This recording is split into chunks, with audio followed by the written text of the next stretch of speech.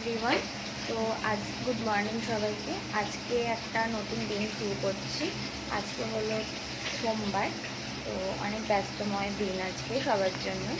তো আজকে দেখো সকালবেলা 6টার সময় উঠে গেছি। 6টার সময় উঠে আজকে করছি হলো কাতলা মাছ রান্না। তো কালকে এটা স্পেন্সার থেকে ফ্রোজেন কাতলা মাছ আনা হয়েছিল। এই ফার্স্ট টাইম স্পেন্সার থেকে কোনো মাছ কেনা হলো, মানে মল থেকে মেনলি মাছটা কেনা হলো। মাছ এমনি আমাদের বাজার থেকে কেনা হয়, হঠাৎ করে মল থেকে মাছটা কেনা হলো।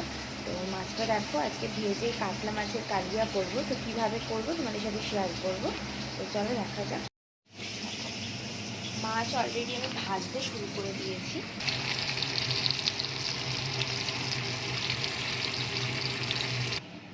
দেখো মাছ আমার সব কটা ভাজা হয়ে গিয়েছে, সব ভেজে রেখেছি। এই হলো তেল। তেল আর দিতে লাগবে না, যথেষ্ট তেল রয়েছে।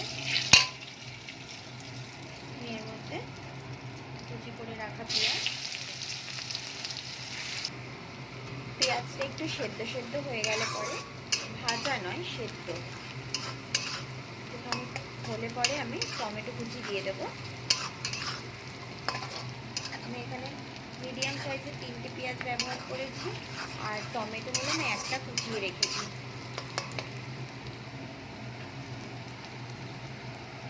টমেটোটা দিলাম, মানে একটা টমেটো কুচি করা রয়েছে।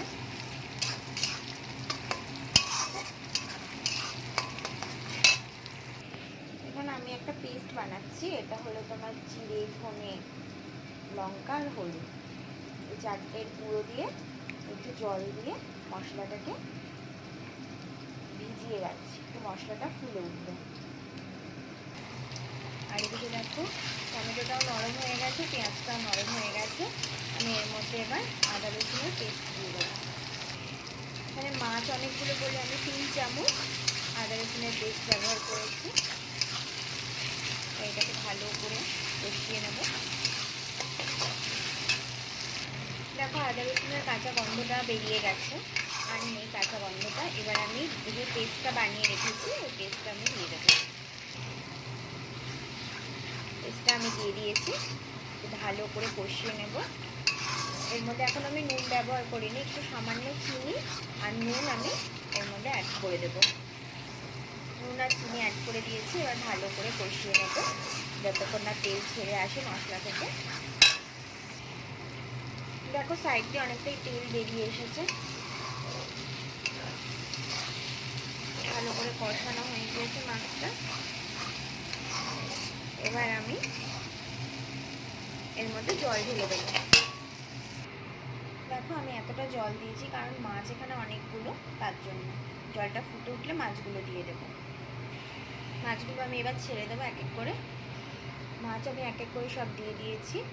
মাছটার ঝোলটা যখন একটুখানি মজে আসবে তখন আমি এর মধ্যে গরম মশলা ঝোলটা পুরো শুকিয়ে এসেছে। এবার মাছগুলো আমি তুলে নেবো, না তো মাছগুলো নরম তো ভেঙে যাবে।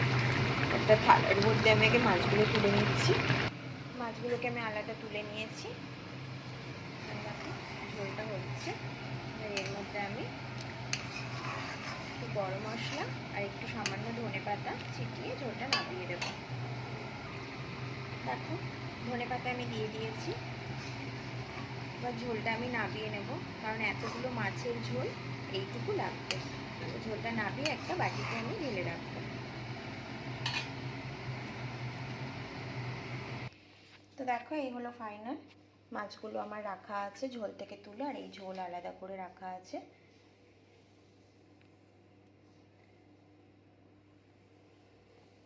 এই ছিল আজকের রেসিপি। এটা কাতলা মাছের কালিয়াও বলতে পারো, ঠিক কালিয়াও না, হালকা করে তেল ঝাল। যেহেতু আমার একটা পাত্রে জায়গা হয়নি বলে আমার এখানে এরকমভাবে রাখা হয়েছে। তো রেসিপিটা যদি তোমাদের ভালো লেগে থাকে please like, comment, share and subscribe করতে ভুলো না। আবার নতুন ভিডিওর সাথে দেখা হবে, ততক্ষণের জন্য টাটা।